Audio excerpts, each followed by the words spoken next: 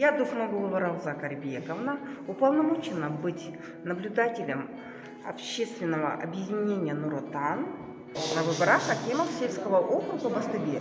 В сельский округ Бастыбе относится село Жылбулак. Жителей села Жылбулак составляет 419 человек. На данный момент проголосовало 100 человек. Это составляет где-то 45,2%.